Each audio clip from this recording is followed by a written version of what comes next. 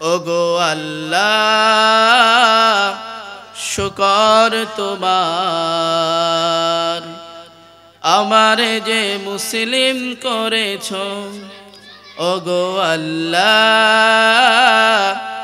শুকর তোমার, আমারে যে মুসলিম করেছো। ওই খুঁটিহীন নীলাকাশ ভুবন মাঝে তুমি কুদরতি ইশারায় রেখেছো। এই শ্যামল পৃথিবীর চিত্রখানি তুমি নিপুণ তোমার হাতে এঁকেছো। ওগো আল্লাহ শুকর তোমার, আমারে যে মুসলিম করেছো। ওগো আল্লাহ শুকর তোমার, আমারে যে মুসলিম করেছো। পড়ুন আলহামদুলিল্লাহ। আল্লাহ আমাদেরকে মুসলমান রূপে সৃষ্টি করেছেন এবং আজকে সুন্দর আয়োজনে কোরআন এবং হাদিস থেকে কথা শোনার জন্য মুসল্লি হিসাবে কবুল করেছে। সেজন্য আরেকবার কালিমাতুশ শুকর আদায় করি। আমরা সকলেই পড়ি আলহামদুলিল্লাহ। আজাদ ভাই কথাটা একটু বেশি বলতেছে। আর ভাই একটু আওয়াজ হচ্ছে কেন? আওয়াজ হচ্ছে একটু। আজকে আমরা কথা বলবো কোরআন থেকে। কোরআন হচ্ছে আমাদের পূর্ণাঙ্গ জীবন ব্যবস্থা। The holy Quran is our complete code of life. এটা হচ্ছে আমাদের একটা জীবন ব্যবস্থা। এই কোরআন থেকে, রাসূলের সুন্নাহ থেকে কথা বলার চেষ্টা করব ইনশাআল্লাহ। সম্মানিত হাজিরিন,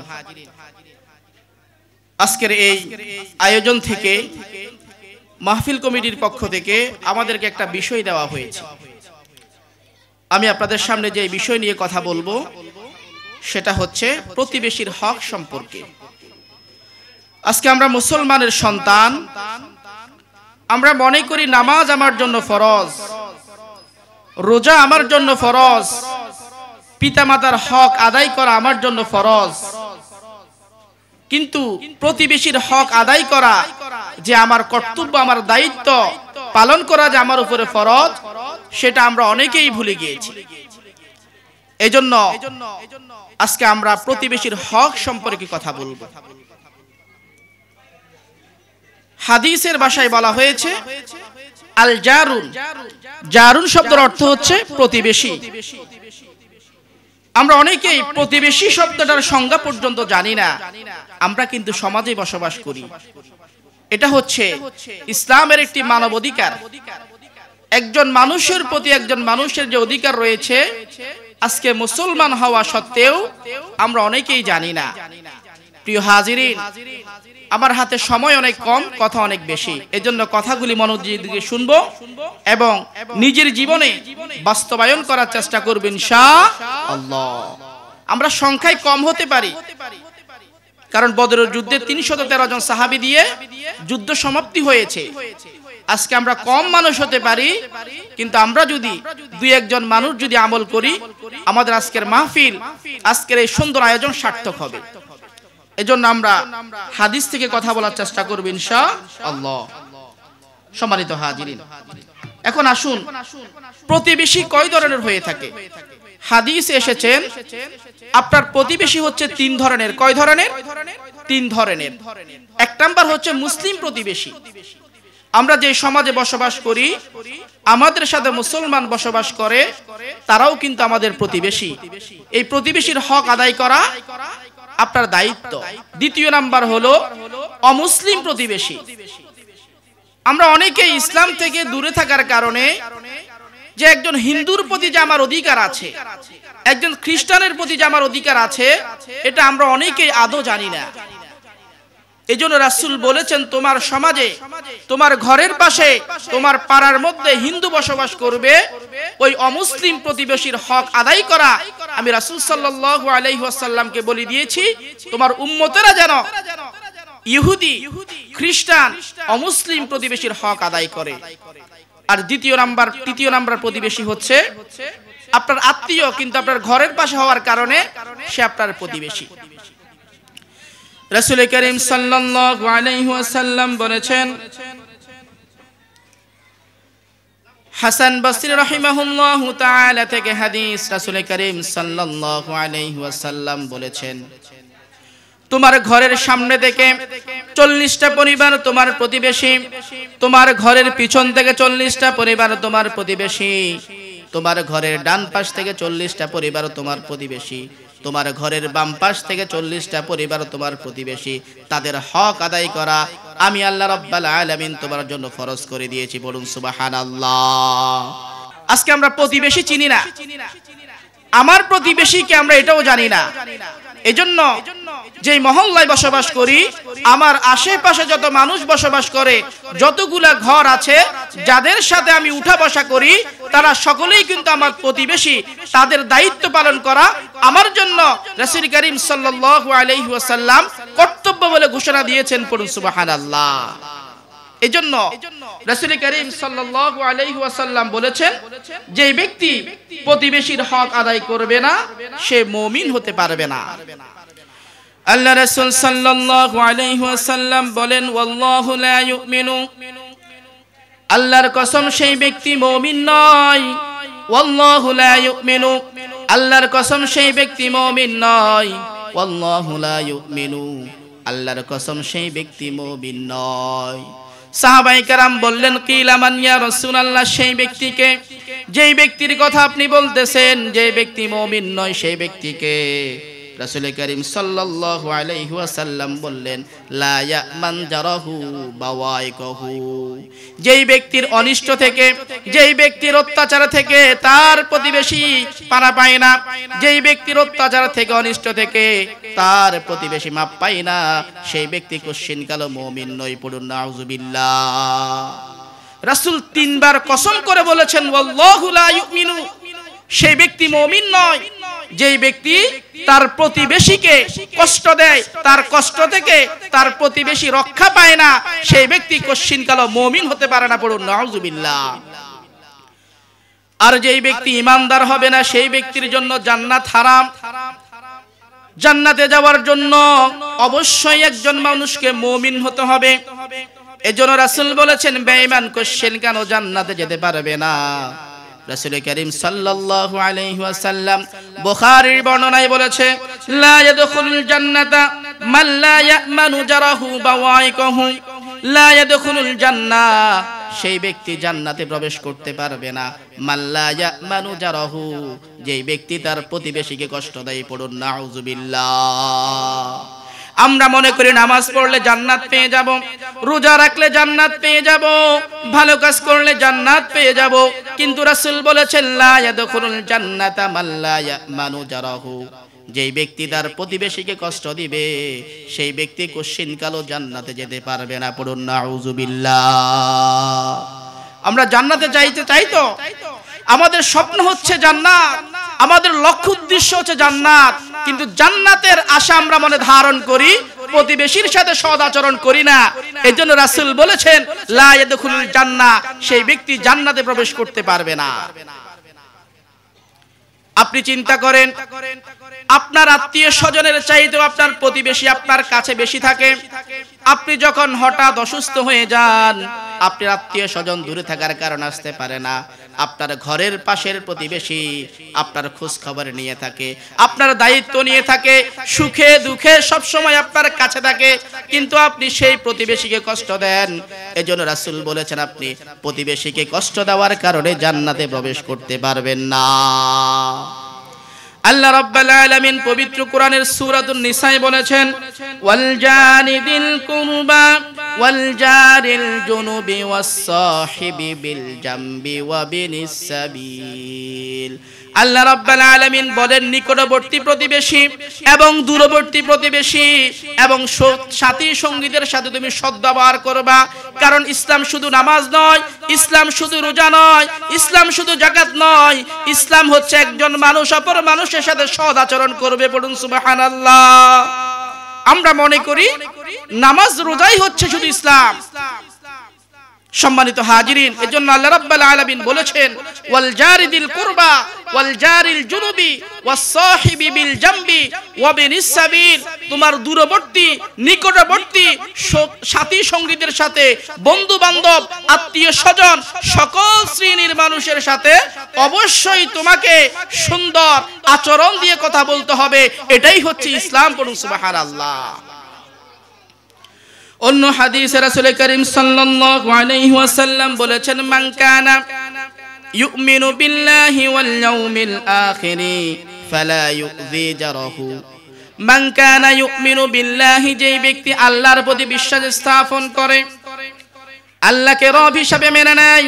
মান কানা ইউমিনু বিল্লাহি ওয়াল ইয়াউমিল আখিরি, যেই ব্যক্তি আখিরাতের প্রতি বিশ্বাস স্থাপন করে, পরকালের প্রতি বিশ্বাস স্থাপন করে, লা ইউবা জারাহু, সেই ব্যক্তি কোশ্চিন কালেও তার প্রতিবেশীকে কষ্ট দিতে পারে না।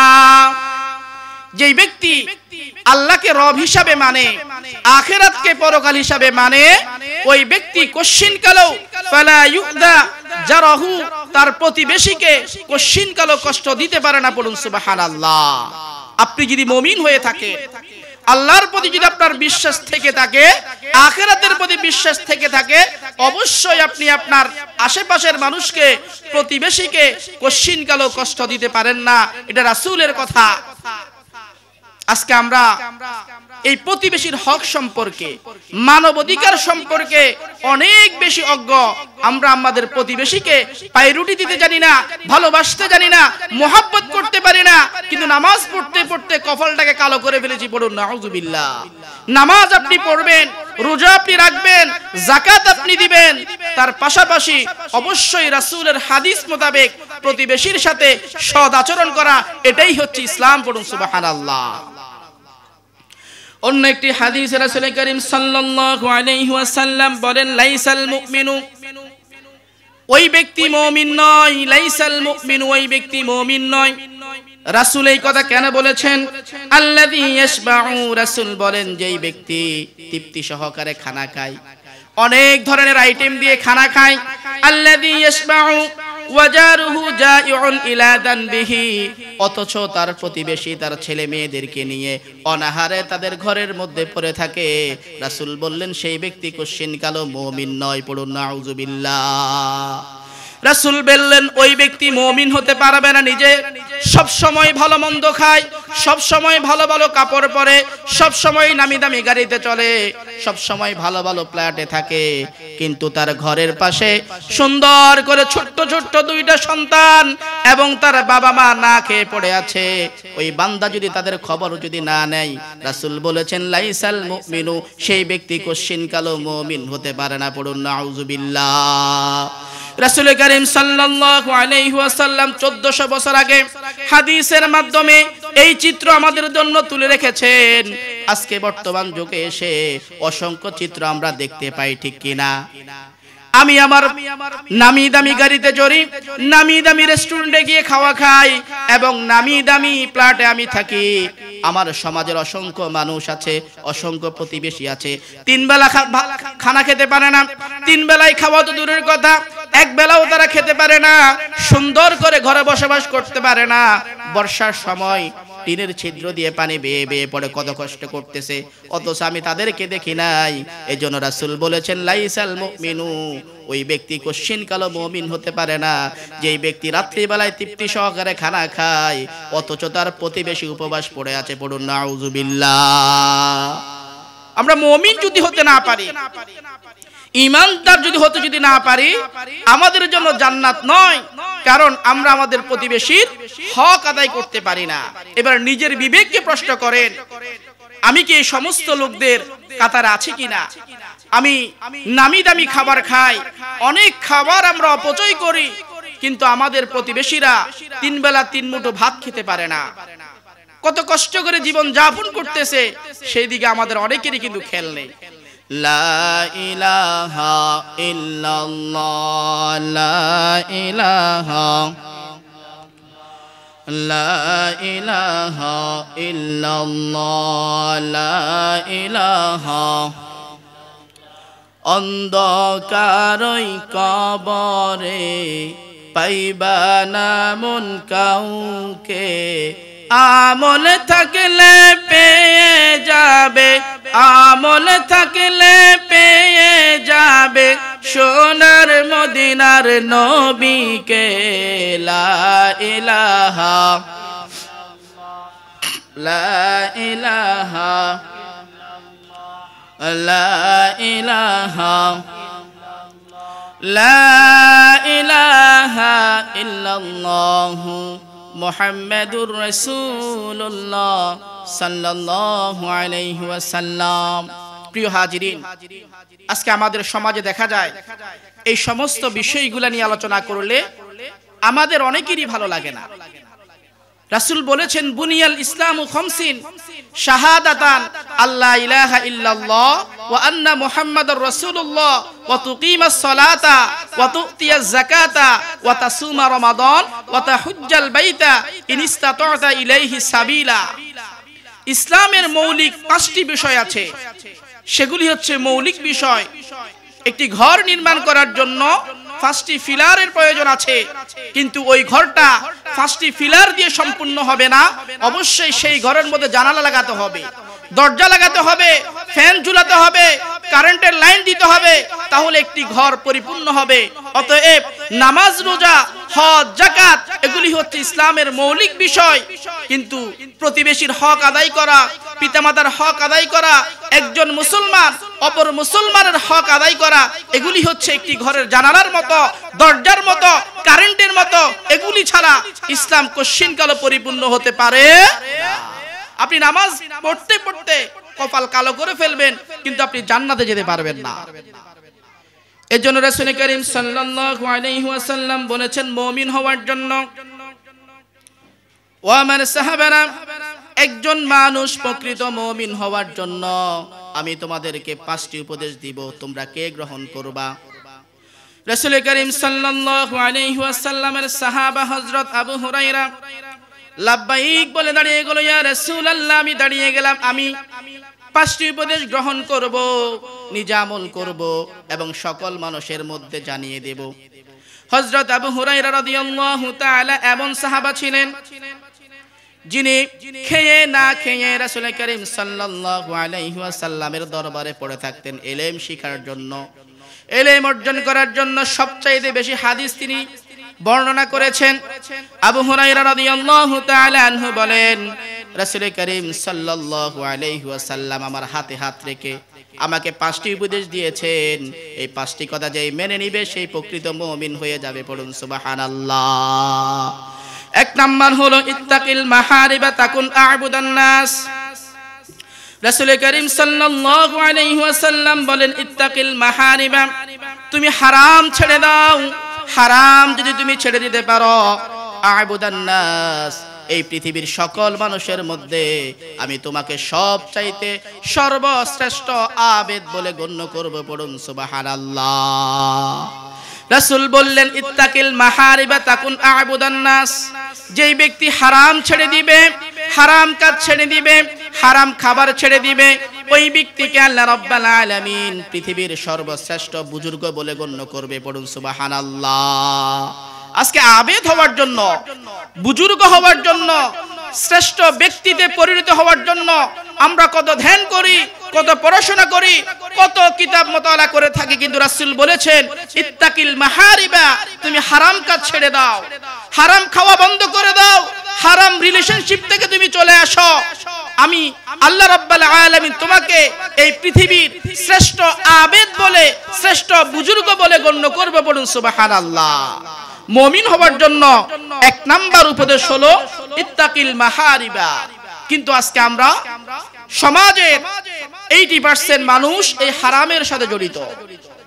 আমরা কেউ সুদ খাচ্ছি, কেউ ঘুষ দিচ্ছি, কেউ জেনাবে বিচার করতেছি, কেউ এতিমের হক মেরে খেয়ে ফেলতেছি, কিন্তু আমরা আবার নামাজও পড়ি, রোজাও রাখি, মিথ্যা কথাও বলি। পড়ুন নাউযুবিল্লাহ। এজন্য রাসূল করিম সাল্লাল্লাহু আলাইহি ওয়াসাল্লাম বললেন, যদি বুজুর্গ হতে যাও, সমাজের মধ্যে সম্মানিত ব্যক্তি হতে চাও, রাষ্ট্রের মধ্যে সবচাইতে বড় আবেদ হতে চাও, অবশ্যই তোমাকে হারাম কাজ ছেড়ে দিতে হবে। দ্বিতীয় নাম্বার হলো ওয়ারদা বিমা কাসামাল্লাহু লাকা তাকুন আগনান নাস। রাসূল করিম সাল্লাল্লাহু আলাইহি ওয়াসাল্লাম বললেন, মুমিন হওয়ার জন্য দ্বিতীয় নাম্বার শর্ত হলো আল্লাহ রাব্বুল আলামিন তোমাকে যে সম্পদ দিয়েছেন, যেই সম্পদ তোমাকে আল্লাহ রাব্বুল আলামিন দান করেছেন, সেই সম্পদের প্রতি সন্তোষ অর্জন করে খুশি থাকবা। দেখবা আল্লাহ রাব্বুল আলামিন তোমাকে এই পৃথিবীর সকল মানুষের মধ্যে সর্বশ্রেষ্ঠ সচ্ছল ব্যক্তি হিসেবে গণ্য করবে। বলুন সুবহানাল্লাহ। আজকে আমরা সফল হওয়ার জন্য দৌড়াদৌড়ি করি, টাকা পয়সা ইনকাম করার জন্য দৌড়াদৌড়ি করি, মারামারি কাটাকাটি হানাহানি আমরা করে থাকি। কিন্তু রাসূল বলেছেন ওয়ারদা বিমা কাসামাল্লাহু লাকা তাকুন আগনান নাস। আল্লাহ রাব্বুল আলামিন তোমাকে যতটুকু জ্ঞান অর্জন করতে দিয়েছে, তোমাকে যতটুকু সম্পদ দিয়েছে, সমাজের মধ্যে যতটুকু প্রতিষ্ঠিত করেছে, তার প্রতি তুমি শুকরিয়া আদায় করো। এই সমাজের সর্বশ্রেষ্ঠ সফল মানুষ তোমাকে আল্লাহ বানিয়ে দিবেন। পড়ুন সুবহানাল্লাহ। মুমিন হওয়ার জন্য দ্বিতীয় নাম্বার গুণাবলী হলো যে ব্যক্তিকে আল্লাহ যতটুক দিয়েছেন, যে অবস্থায় আছি, যেখানেই থাকি না কেন, যদি শুকরিয়া আদায় করতে পারি, আল্লাহ রাব্বুল আলামিন আমাদেরকে সমাজের সবচাইতে সচ্ছল ব্যক্তি হিসেবে গণ্য করবে। বলুন সুবহানাল্লাহ। তিন নম্বরে বলা হচ্ছে ওয়া আহসিন জারিন যালিকা মুমিনুন। যে ব্যক্তি তার প্রতিবেশীর সাথে সৎ আচরণ করবে, ওই ব্যক্তি প্রকৃত মুমিন বলে গণ্য হবে। সুবহানাল্লাহ। যেই ব্যক্তির হাত থেকে, পা থেকে, মুখ থেকে, জিহ্বা থেকে তার প্রতিবেশী রেহাই পাবে, ক্ষমা পাবে, ওই ব্যক্তিকে আল্লাহ রাব্বুল আলামিন মুমিন বলে গণ্য করবে। আর মুমিন হয়ে গেলে সে জান্নাতে প্রবেশ করবে। পড়ুন সুবহানাল্লাহ। তাহলে মুমিন হওয়ার জন্য তৃতীয় নাম্বার গুণ হলো প্রতিবেশীর হক আদায় করা, প্রতিবেশীর সাথে সৎ আচরণ করা, এমন কোন কথা না বলা যে কথা বলার কারণে আমার প্রতিবেশীর মনে কষ্ট যাবে, এমন কোন কথা বললে এলাকার মানুষ আমার প্রতি অসন্তুষ্ট হবে, এমন কোন কথা বলা যাবে না। রাসূল করিম সাল্লাল্লাহু আলাইহি ওয়াসাল্লাম বললেন, মুমিন হওয়ার জন্য 4 নাম্বার গুণ হলো ওয়া আহিব্বা লিন-নাসি মা তুহিব্বু লিনাফসিকা তাকুন মুসলিমান। যদি প্রকৃত মুসলমান হতে চাও, যদি প্রকৃত মুমিন হতে চাও, নিজের জন্য যেটা পছন্দ করো, অপরের জন্য সেটা যদি পছন্দ করতে পারো, তাহলে তুমি প্রকৃত মুসলমান হয়ে যাবা। পড়ুন সুবহানাল্লাহ। নিজের জন্য যেটা পছন্দ করো, তোমার প্রতিবেশীর জন্য সেটা পছন্দ করতে হবে। তুমি চাও এই সমাজের প্রত্যেকটা মানুষ তোমার নামে গুণগান গাক, তোমার সুন্দর সুন্দর কথা বলুক, তোমার সমালোচনা না করো, কিন্তু তুমি নিজেই কিন্তু তোমার প্রতিবেশীর সমালোচনা করো। তুমি নিজে চাও প্রতিষ্ঠিত হওয়ার জন্য, সমাজের সবচাইতে খ্যাতমান ব্যক্তি হওয়ার জন্য, কিন্তু তুমি নিজেই কিন্তু চাও তোমার প্রতিবেশীর ছেলে ভালো পড়াশোনা না করুক, ভালো শিক্ষিত না হোক, ভালো উচ্চ কোয়ালিটির চাকরি সে না করুক, এটা তুমি চাও। এজন্য রাসূল বলেছেন, যদি মুমিন হতে চাও ওয়া আহিব্বা লিন-নাসি মা তুহিব্বু লিনাফসিকা তাকুন মুসলিমা। তোমার জন্য যেটা পছন্দ করবা, অপর মুমিন মুসলমানের জন্য সেটা পছন্দ করবা, তাহলে তুমি মুমিন হয়ে যাবা। বলুন সুবহানাল্লাহ। 5 নম্বরে বলা হলো ওয়ালা তুকসিরুদ দিহকা ফাইন্না কাসরাতাদ দিহকি তুমিতুল কলব। রাসূল করিম সাল্লাল্লাহু আলাইহি ওয়াসাল্লাম বললেন, তোমরা বেশি বেশি হেসো না, বেশি বেশি হাসাহাসি করো না, বেশি বেশি কৌতুক করো না। কেন না তুমিতুল কলবি, বেশি বেশি হাসার কারণে তোমার কলবটা মরে যাবে, তোমার কলবটা নষ্ট হয়ে যাবে, যেই কলব দিয়ে আল্লাহর জিকির করা যাবে না। পড়ুন নাউযুবিল্লাহ। আল্লাহ রাব্বুল আলামিন বলেন ফালইয়াদহাকু কলিলান ওয়ালইয়াবকু কাসীরা। ও দুনিয়ার মানুষ, তোমরা কম কম হাসো, বেশি বেশি কাঁদো। পড়ুন সুবহানাল্লাহ। বেশি বেশি কাঁদার কারণে তোমার জাহান্নামের কথা স্মরণ হবে, আল্লাহর গজবের কথা স্মরণ হবে। দুনিয়ার জমিনে যদি বেশি বেশি কাঁদতে পারো, তাহলে আখিরাতে গিয়ে বেশি বেশি সুখ করতে পারবা। আর দুনিয়ার জমিনে যদি বেশি বেশি হাসো, তোমার দিলটা মরে যাবে, তুমি ইবাদত করতে পারবা না। পড়ুন নাউযুবিল্লাহ। এজন্য রাসূল বলেছেন, ও আবু হুরায়রা, এই 5টা উপদেশ যদি তুমি গ্রহণ করতে পারো এবং আমল যদি করতে পারো, তাহলে আল্লাহ রাব্বুল আলামিন তোমাকে মুমিন বলে স্বীকার করবে, আর মুমিন হয়ে গেলে তুমি জান্নাতে প্রবেশ করতে পারবা। বলুন সুবহানাল্লাহ। সালাতুনিয়া আলাইকুম সালামুনিয়া হাবিবাল্লাহ আলাইকুম সালাতুনিয়া রাসূলুল্লাহ আলাইকুম সালামুনিয়া হাবিবাল্লাহ আলাইকুম। এজন্য শুধু নামাজ রোজাকে ইসলাম মনে করা যাবে না, শুধু হজ যাকাতকে ইসলাম মনে করা যাবে না। ইসলামে মানবাধিকারের গুরুত্ব অনেক বেশি। অবশ্যই মানবাধিকারের দায়িত্ব আপনাকে পালন করতে হবে। যদি পালন করতে পারেন তাহলে অবশ্যই আপনি জান্নাতি মানুষ হিসেবে ঘোষিত হবেন। এখন আসুন, আমরা প্রতিবেশীর হক নষ্ট করে ফেলেছি। এখন যারা প্রতিবেশীর হক নষ্ট করেছে তাদের সম্পর্কে রাসূল কি বলতেছেন আমরা শুনবো ইনশাআল্লাহ। আমরা একটু শুনি। রাসূল করিম সাল্লাল্লাহু আলাইহি ওয়াসাল্লামের সাহাবা عن أبي هريرة رضي الله تعالى عنه أن رسول الله صلى الله عليه وسلم رسول الله صلى الله عليه وسلم قال يا رسول الله إن فلانة تذكر من كثرة ও আমার প্রিয় রাসূল, এই সমাজের মধ্যে একজন মহিলা আছে, যেই মহিলা সব সময় বেশি বেশি নফল নামাজ পড়ে, ওয়াসালাতিহা ওয়াসিয়ামিহা ওয়াসাদাকাতিহা।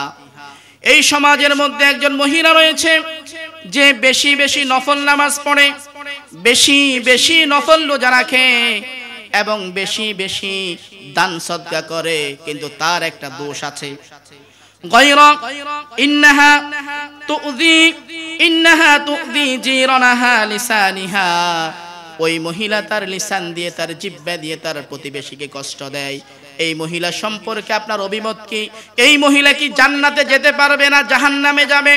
রাসূল করিম সাল্লাল্লাহু আলাইহি ওয়াসাল্লাম বললেন ক্বালা হিয়া ফিন্নার। এই মহিলার মধ্যে কোনো কল্যাণ নাই, এই মহিলা অবশ্যই জাহান্নামে যাবে। পড়ুন নাউযুবিল্লাহ।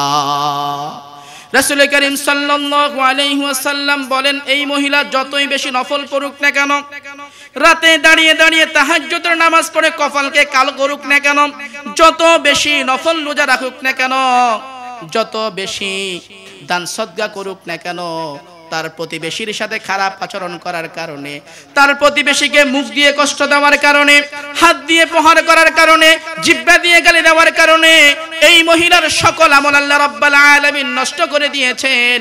ক্বালা হিয়া ফিন্নার। আমি রাসূল সাল্লাল্লাহু আলাইহি ওয়াসাল্লাম বলতেছি এই সমস্ত মহিলারা অবশ্যই জাহান্নামে চলে যাবে। বলুন নাউযুবিল্লাহ। আমি কত নামাজ পড়েছি, কত রোজা রেখেছি, কত দান সদকা করেছি, কাল কিয়ামতের ময়দানে আল্লাহ রাব্বুল আলামিন বলবেন তোমার কোন নফল নামাজ কবুল হয় নাই, তোমার কোন নফল রোজা কবুল হয় নাই, তোমার কোন দান সদকা কবুল হয় নাই, কারণ তুমি তোমার প্রতিবেশীর সাথে খারাপ আচরণ করেছো, রক্ত চক্ষু দেখিয়ে তাকে ভয় দেখিয়েছো, তার ছেলেকে নিয়ে কথা বলেছো, মেয়েকে নিয়ে কথা বলেছো। সেজন্য আজকে আল্লাহ রাব্বুল আলামিনের কাছে নিমক হারামের কোনো দাম নাই, অবশ্যই তোমাকে জাহান্নামে নিক্ষেপ করা হবে। বলুন নাউযুবিল্লাহ। চিন্তা করেছে কত নামাজ পড়েছে কিন্তু লাভ নেই।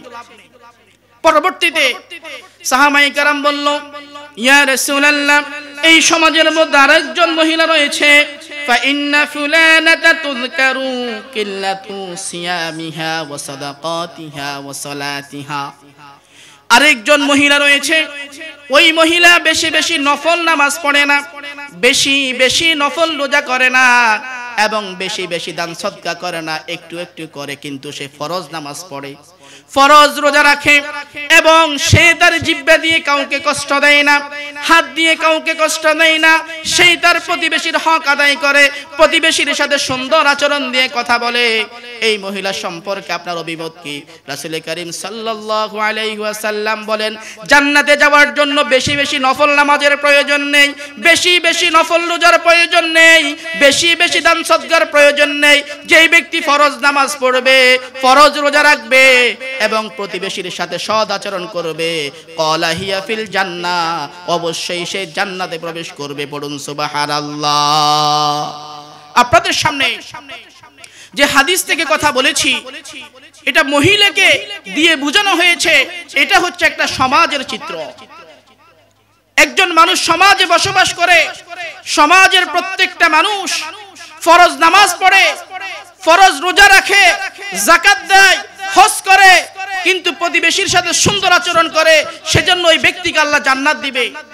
অপর মানুষ যদি নফল নামাজ পড়ে, নফল রোজা রাখে, যাকাত দেয়, হজ করে, কিন্তু তার হাত এবং মুখ থেকে অপর মুসলমান নিরাপদ থাকতে পারে না, ওই ব্যক্তিকে আল্লাহ কশিন কালো জান্নাত দিবে না, জাহান্নামে নিক্ষেপ করবে। বলুন নাউযুবিল্লাহ।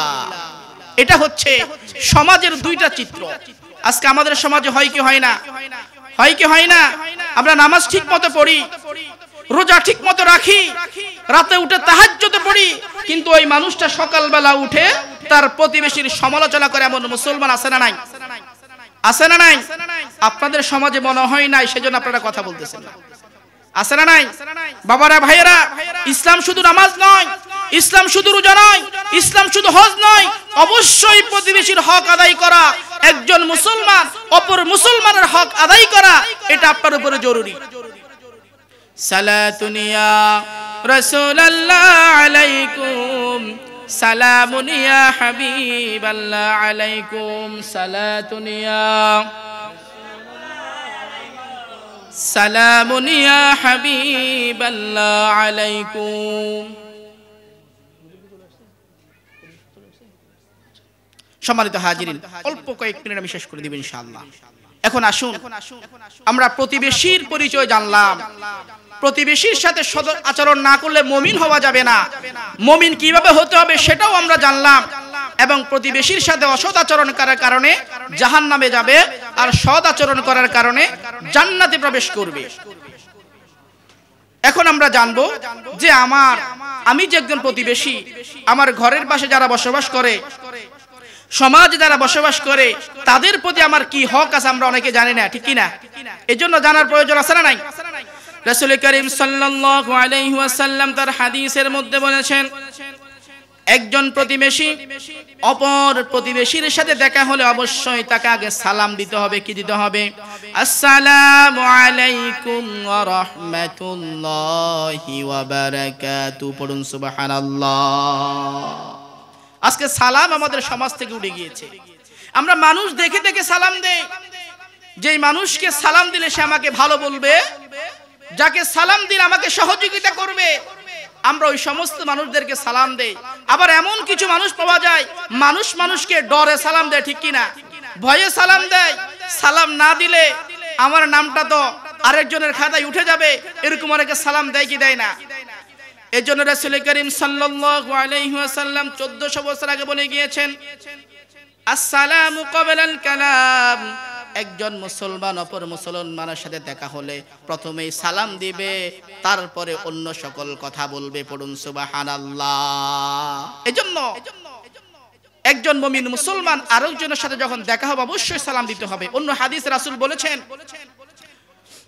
লা ইয়াদখুলুল জান্নাতা, তোমরা কেউ জান্নাতে প্রবেশ করতে পারবে না যতক্ষণ পর্যন্ত মুমিন না হবা, আর ততক্ষণ পর্যন্ত তোমরা মুমিন হবা না যতক্ষণ পর্যন্ত তোমাদের মধ্যে প্রতিবেশীর মধ্যে ভ্রাতৃত্ব বন্ধন সৃষ্টি না হবে। রাসূল বলতেছেন, এখন কি তোমাদেরকে আমি এমন একটা কথা বলে দিব না, যেই কথা বলার কারণে যেই প্রতিবেশী তোমার সাথে কথা বলতো না, তোমার চেহারা দেখলে পালিয়ে যেত, সেই প্রতিবেশী তোমার সাথে বন্ধুত্বরূপ আচরণ করবে, এমন একটি কথা কি আমি তোমাদেরকে বলে দেব না? সাহাবায়ে কেরাম বলে, অবশ্যই বলে দেন। আল্লাহ রাসূল বলেছেন, আফসুস সালামা বাইনাকুম, তোমরা যদি ভ্রাতৃত্ব বন্ধনে আবদ্ধ হতে চাও, প্রতিবেশীর সাথে সৎ আচরণ করতে চাও, তোমরা বেশি বেশি সালামের আদান প্রদান করে। পড়ুন সুবহানাল্লাহ। আজকে আমরা সালাম দেওয়া তো দূরের কথা, সালামটাকে সঠিক নিয়ম উচ্চারণ পর্যন্ত করতে পারি না। আবার অনেকেই বলি যে ছোটরা শুধু বড়রা সালাম দিবে, বড়রা ছোটকে সালাম দিবে না। রাসূলের এমন কোন হাদিস পাওয়া যাবে না যে হাদিসের মধ্যে শুধু ছোটরা বড়দেরকে সালাম দিবে, বড়রা ছোটদেরকে সালাম দিবে, এমন কোন হাদিস পাওয়া যাবে না। উলামায়ে কেরাম রয়েছে, বাপ তার সন্তানকে সালাম দিবে, সন্তান তার বাবাকে সালাম দিবে, স্বামী তার স্ত্রীকে সালাম দিবে, স্ত্রী তার স্ত্রীকে স্বামীকে সালাম দিবে। এটাই হচ্ছে ইসলাম। এজন্য আমরা প্রতিবেশীর হকের মধ্যে সর্বপ্রথম হলো একজন মুমিন মুসলমান তার প্রতিবেশীকে দেখলে অবশ্যই সালাম দিতে হবে। দ্বিতীয় নাম্বার, রাসূল বললেন আপনার কোনো প্রতিবেশী যদি অসুস্থ হয়ে যায় অবশ্যই তার খোঁজখবর নিতে হবে এবং তার খেদমত করতে হবে, তার দেখাশোনা করতে হবে। এটা মুমিন মুসলমানের দায়িত্ব। আজকে আমার ঘরের পাশে মানুষ মরে যাচ্ছে, আমার ঘরের পাশে অসুস্থ হয়ে পড়ে আছে, আমরা অনেকেই জানি না। এজন্য প্রতিবেশীর হক আদায় করতে হলে, অসুস্থ হলে অবশ্যই তার খোঁজখবর নিতে হবে, দেখা সাক্ষাৎ করতে হবে, তার জন্য দোয়া করতে হবে যাতে করে আল্লাহ রাব্বুল আলামিন আপনার প্রতিবেশীকে সুস্থ করে দেয়। এরকম ভাবে যদি আমরা করতে পারি আল্লাহ রাব্বুল আলামিন আমাদের প্রতি খুশি হয়ে যাবে। বলুন সুবহানাল্লাহ।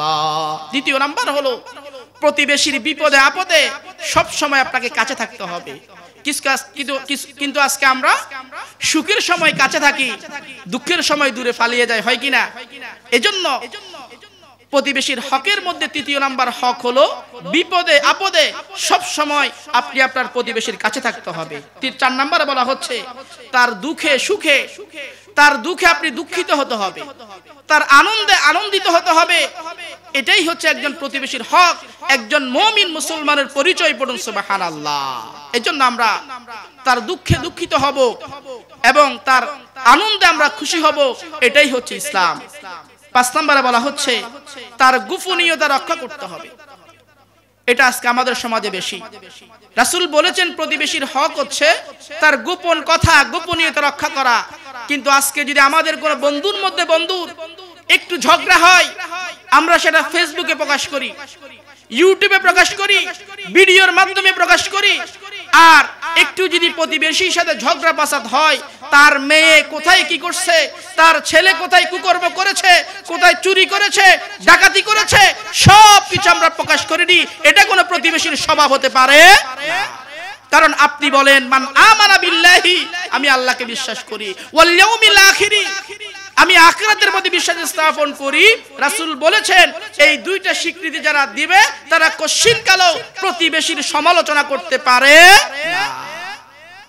এজন্য প্রতিবেশীর গোপনীয়তা আমরা কি করব? ধরে রাখবো। আপনার সাথে যখন বন্ধুত্ব ছিল, আপনাকে পেটের সকল কথা বলে দিয়েছে, এখন আপনার সাথে আর বন্ধুত্ব নাই, আপনি এলাকায় পাড়ায় পাড়ায় চায়ের দোকানে বসে বসে আপনার বন্ধুর সমালোচনা করতেছেন, এটা ইসলাম কোশ্চিনকালে বরদাস্ত করবে না। এজন্য আমরা প্রতিবেশীর গোপন বিষয় রক্ষা করব। তারপরে বলা হচ্ছে রাসূল বলেছেন নিজের জন্য যেটা পছন্দ করো অপরের জন্য সেটা পছন্দ করো।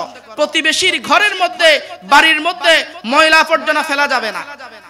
আজকে আমরা 3 তলা 4 তলা বিল্ডিং করি, কিন্তু আমার ছাদের পানিগুলা প্রতিবেশীর টিনের ছালে পড়ে, ওরা রাত্রেবেলা ঘুমাতে পারে না, এমন মুসলমান আছে না নাই?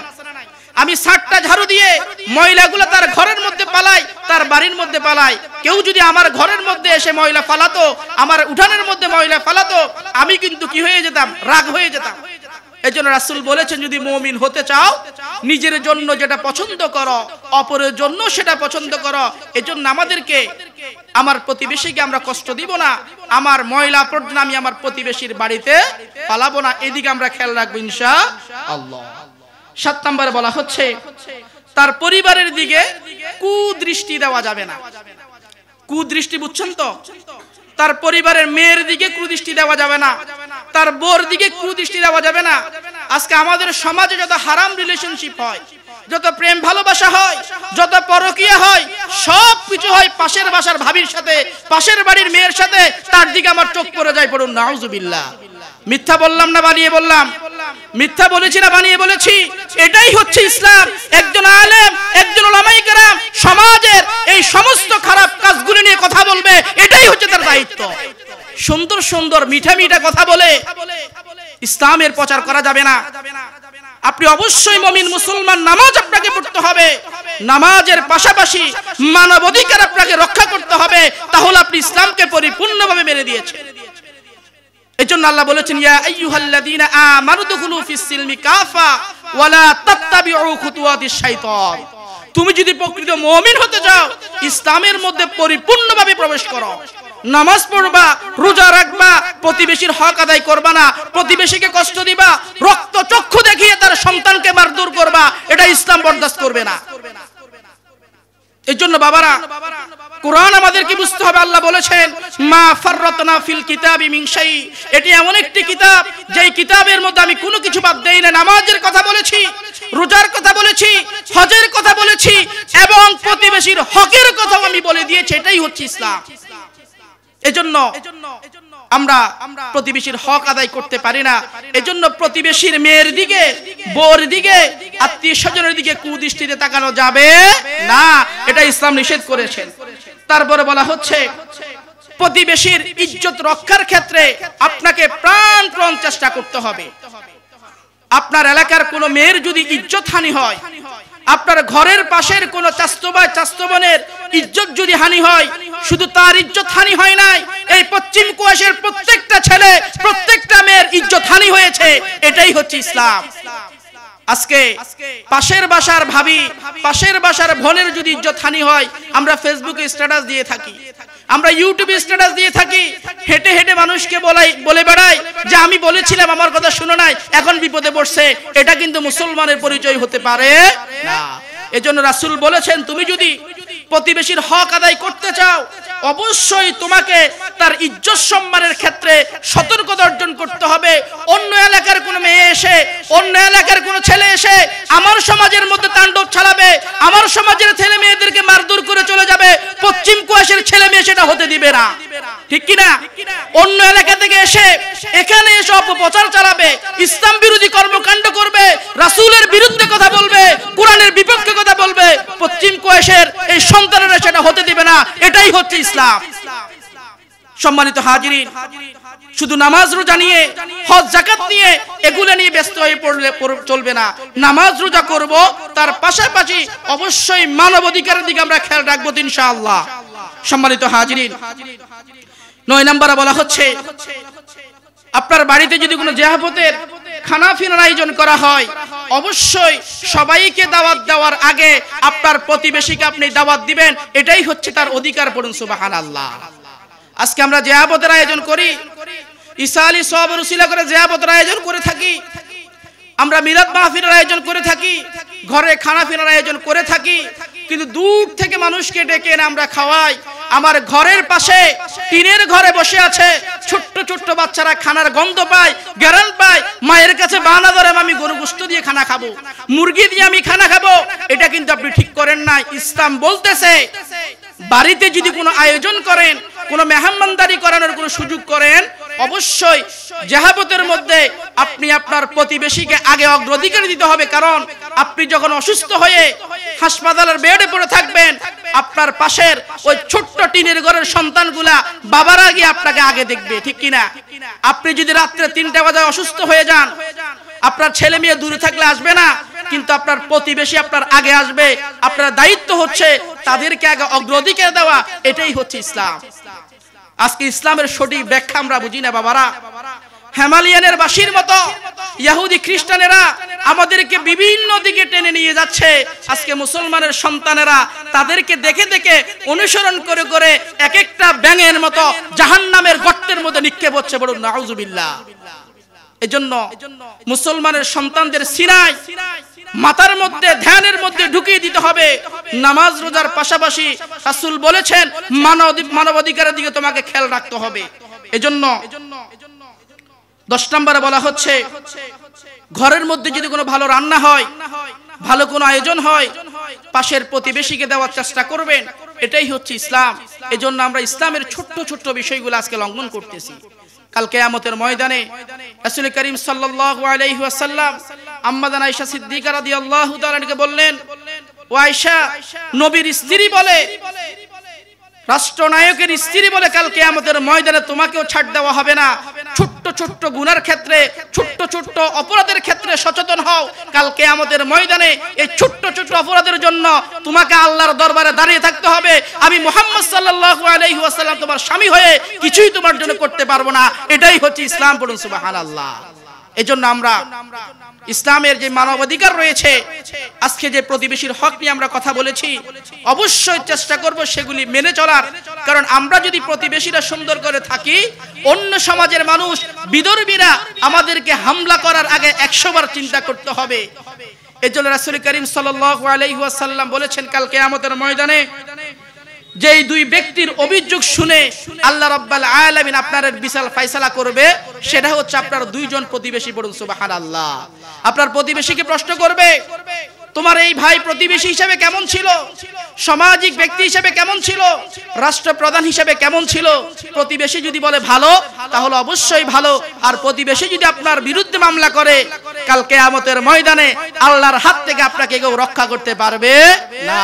এই জন্য প্রতিবেশীর হকের ক্ষেত্রে আমরা আল্লাহকে ভয় করি।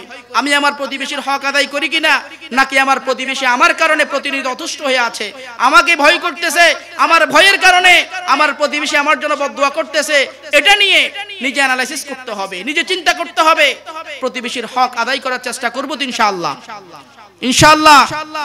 এজন্য বাবারা, ভাইয়েরা, আমরা নামাজ রোজা পড়ব, ইসলামের বিধিনিষেধ মানব, পাশাপাশি ইসলামের যে মৌলিক এবং বাহ্যিক যে বিষয়গুলো আছে আমরা সেগুলো পালন করার চেষ্টা করব ইনশাআল্লাহ। সম্মানিত হাজিরিন, আল্লাহ তাআলা যেন আজকের এই কথা বলাকে কবুল করে, আজকের এই আয়োজনকে যেন কবুল করে, এবং যারা কথা বলবে বিষয়ভিত্তিক সুন্দর করে বুঝিয়ে শুনে যেন কথা বলতে পারে, আল্লাহ তাআলা যেন আমাদের সকলকে কবুল করে। সকলে বলি আমিন। যে কথাগুলি বলেছি, আমি ছোট্ট মানুষ, এত কথা বলার যোগ্য না, কিন্তু আল্লাহ রাব্বুল আলামিন জিহ্বা দিয়েছে, কথা বলার সুযোগ দিয়েছে। যে কথাগুলি বলেছি জেনে বুঝে আমরা যেন আমল করে নিজের জীবনে, সমাজে এবং রাষ্ট্রে যেন বাস্তবায়ন করতে পারি। আল্লাহ রাব্বুল আলামিন যেন সেই তৌফিক দান করে। ওয়া মা তাওফীক ইল্লা বিল্লাহ। আসসালামু আলাইকুম ওয়া রাহমাতুল্লাহি তাআলা ওয়া বারাকাতুহু।